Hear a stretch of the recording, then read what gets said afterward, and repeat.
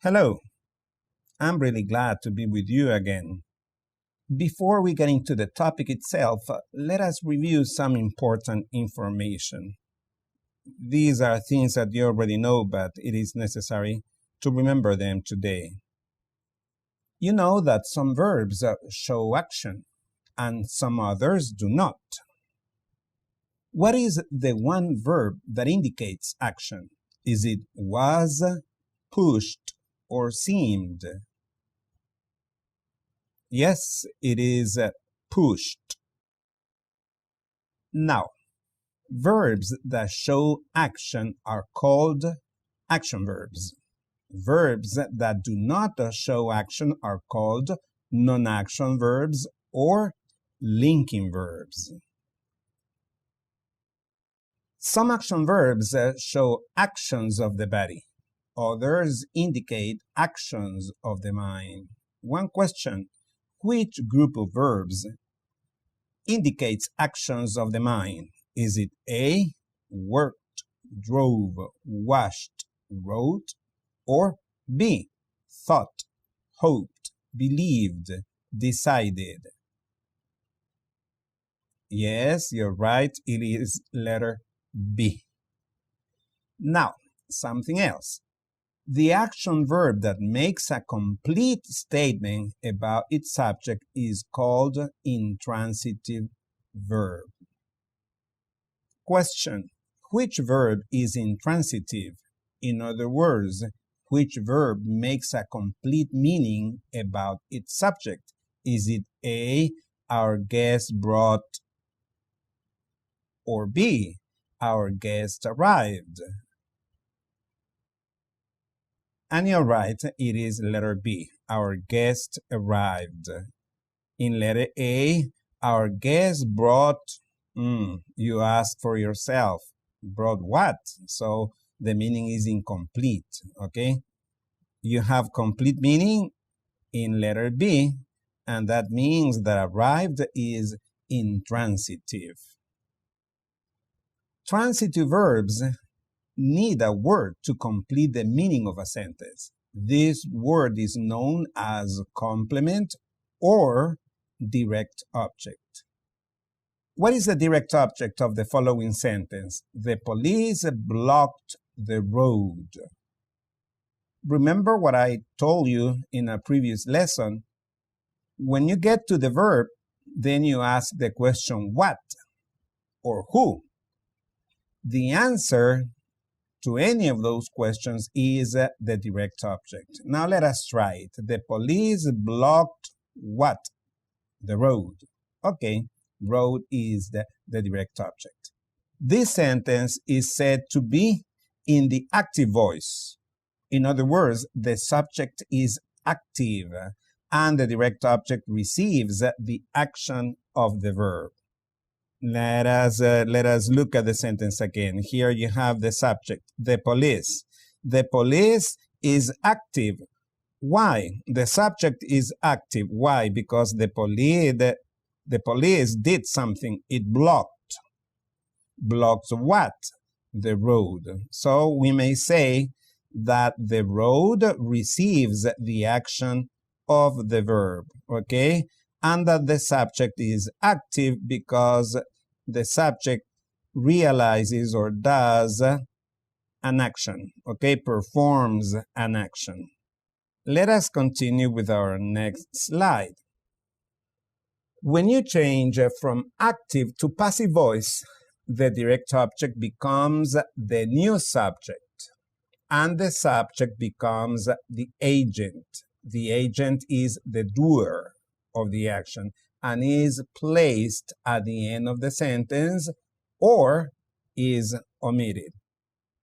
In the active voice, the subject is active because it performs an action. In this case, the action is in the past tense. The police blocked. Blocked what? The road. Okay? This is the direct object. When you change the sentence from active to passive, the road becomes the new subject. Then, in the previous sentence, you're talking about the police.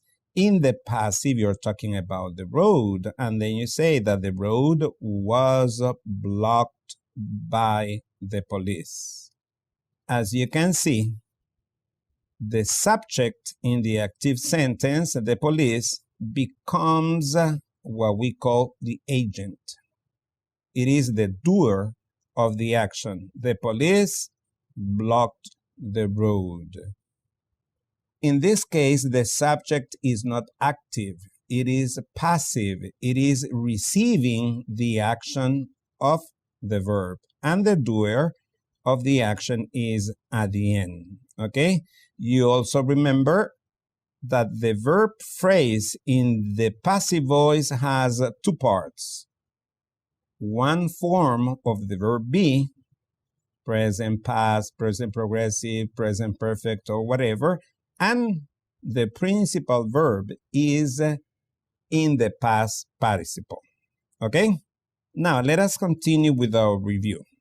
Sometimes the passive doesn't need an agent. There is no doer of the action. In this case, it is used to describe situations or state opinions. This is called the stative passive. Okay? Let us look at an example. Tunisia is located in northern Africa. If you don't remember, this is the word in English for Tunis, okay? It is in Africa, in the northern part. Here you have Tunisia, and here you have Algeria, and here you have Libya, okay? Now, let us look at this. Some examples of active sentences and passive sentences. Remember that a sentence in the active, you have at least three parts: the subject, the verb, and the object. Okay? What kind of verb is it? This is a transitive verb. Okay? You cannot change from active to passive if the verb is intransitive. You need transitive verbs. And when we say that we have a transitive verb, we also have an object. Okay? So when you change from active to passive, we need transitive verbs. Okay? And transitive verbs take objects. Now, let us see the first example. Cooper hijacked the plane. Cooper hijacked what? The plane. When you change from active to passive, the object becomes the new subject. And then you begin to speak about the plane. And what do you say about the plane? The plane was hijacked by Cooper. Okay? So what do we have here? We have the agent. Why is it between parentheses? Because it is optional. If you want to, then you mention it. If not, you just omit it, okay? I can perfectly say the plane was hijacked, and only that, okay? I don't want to mention who did it. It was Cooper, okay? But I don't want to say it. Now, let us say this. Someone found the bills. Someone, subject, found, transitive verb, the bills, the object, okay? But someone is too general. I want to concentrate on the bills, so I'm going to use a passive sentence. So the bill becomes the new subject, and then I start to say something about the bills. What do I say about the bills? I say that the bills were found. What kind of sentence do we have here? We have a passive sentence. And then you may ask, who found the bills?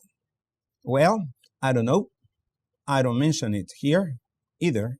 Okay, so the sentence finishes here. And then I simply do not mention the agent because I don't know who found the bills. Okay, who found the money. Now, you already know that talking about passive sentences, we have two parts. We have here the verb phrase, a form of the verb be, as I told you, and the past participle all the time. So whatever tense you may have here, you always have here the second part of the verb is the past participle form.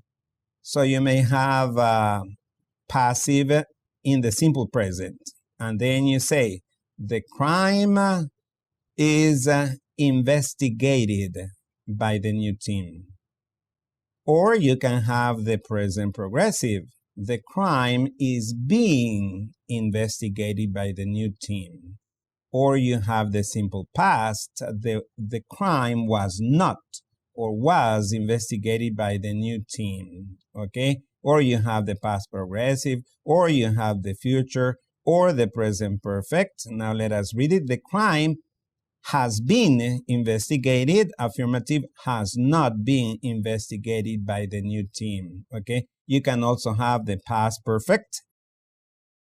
You have for the past perfect, you have had, and the past participle of the auxiliary verb, of the verb be, and then you have the past participle of the main verb. Or you can also have the future perfect. Okay? So remember what you studied in the previous course, passive verb forms in different tenses. Okay? Again, why is this between parentheses? And what is it? That is the agent, okay? The doer of the action, and it is optional. You decide to use it or not. So you may have the crime is investigated. Only that. Or you may say the crime is investigated by the new team. It is up to you if you want to mention it or not. Okay? Sometimes besides the verb be in any form and the past participle, you may have before a modal. Okay? You already know about modals. They show different characteristics. You give a different message, whether you use can or should or must. Okay? Any of them, you know that they show different characteristics, different messages. So if you have a modal, the modal is first. And then you have the verb be in the appropriate form, and then you have the past participle. So we have something like this. The case can be or cannot be reopened in the future. Okay? Now let us read the sentence with should. The case should be reopened in the future, or if it is negative, the case should not be reopened in the future. When do I use can? It depends on what I mean, what I want to transmit. When do I use should? It all depends on what you want to transmit, okay? You want to transmit advisability, you use should. Obligation, you use must. And that you have the capacity, or there is the capacity to do something, then you use can. So it is up to you. But the point to remember is, if you're going to use a modal, it is first, and then the verb be, and then the past participle. Now, the last part. Have you ever heard about causative in English? Let us read this. We use the causative in English to say that we have arranged for someone to do something for us. For example, he had his jacket cleaned. Remember, he didn't clean it himself. Somebody else did it. Why? Because he paid for that. Maybe because he asked for that. Okay? And then you say, he had his jacket cleaned. Who did it? We don't mention it. Okay? We don't mention it. I don't want to mention that. Now, something for you to remember. The causative is formed with have object that receives the action and the past participle. Okay? In this kind of passive, you may not have the verb be. You have. Okay? You use have, and then the object that receives the action, and then the past participle. When you have this combination, have, object, past participle, you have causative. Okay? Look at this example. I had my camera fixed. Did I do it? No. Somebody else. I don't want to mention the name, okay? It is not necessary. I had my camera fixed. I paid for that. I asked for that. Somebody did me a favor, whatever, okay? But I didn't do it. Somebody else did it for me. When you want to transmit that idea, you use the causative. I had my camera fixed. This is passive. Why? Because camera is receiving the action, okay? And when you have a causative, you do not include the agent. Generally, you do not include the agent or the doer. Let us see some examples that you have in your material. You have the passive causative. Remember that we have the subject. We have here have or get. It is possible to use get instead of have. And then the object, what receives the action, and then the past participle. And then the agent, if you want to mention it. If not, you simply omit it. Okay? Now, let us look at the first sentence. We had the evidence checked by experts. She has had the note analyzed. Somebody did it. Somebody analyzed. Somebody analyzed the note. If you see, the action comes from the end to the object. The subject is not the doer of the action, okay? That is also why it is passive, okay? Now, let us see the other example. They got the report printed by professionals. And the last one, he is going to get a copy made, okay? Remember, subject, have or get in any form, and then you have the object, the one receiving the action, and then you have the past participle, and then it is optional if you have the agent at the end, okay? But the thing is that the agent did this, and the object received the action. And what about the subject? It is passive, okay? It is passive. Now, that would be all for today. Remember some of the things that you can do. Study your material, watch this video once, twice, thrice, or whatever times it is necessary. If you are in doubt, ask your classmates or your tutor, and be ready to help others in case you do it.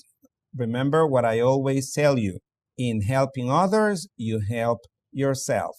Bye.